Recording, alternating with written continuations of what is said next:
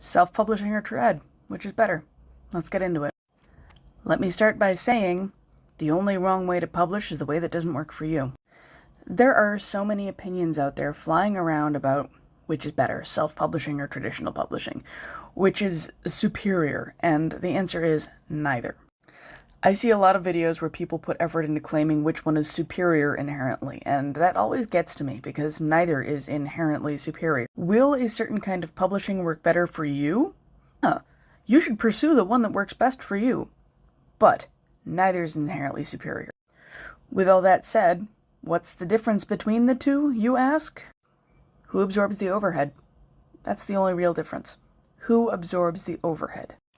When you're self-publishing, you retain all control over your intellectual property, which is great, but you also have to pay all of the pieces and moving parts, and it gets expensive.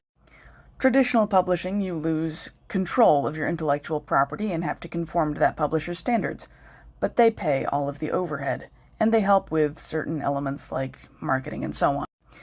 Note here that I say help, not do it for you.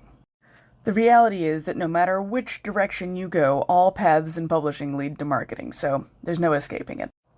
Assuming you are working with a legitimate traditional publisher, usually a traditional publisher invests around $10,000 of equity into getting a book to launch. This can include multiple rounds of editing and typesetting and cover design and formats and all this other stuff. Most people self-publishing don't have that kind of equity to just throw at something, for obvious reasons.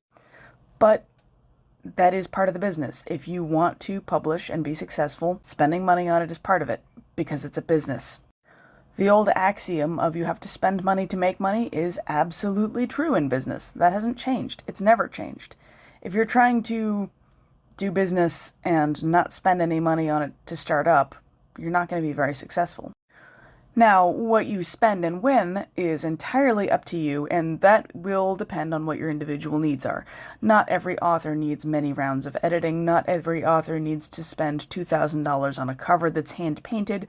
There are a lot of ways to cut your costs, but still get a quality product at the end of the process. But whether you self-publish or traditionally publish, there are certain things that need doing, and those certain things cost money. And that is the role of traditional publishing. They pay the money to get the things done to publish the book. Obviously, there are nightmare deals out there. There are publishers you really shouldn't work with. There are a whole lot of sharks in the water. There are also indie author services that are garbage and you shouldn't work with too. So vetting people is going to happen no matter which route you take. But there's no wrong answer here. Do what works for you.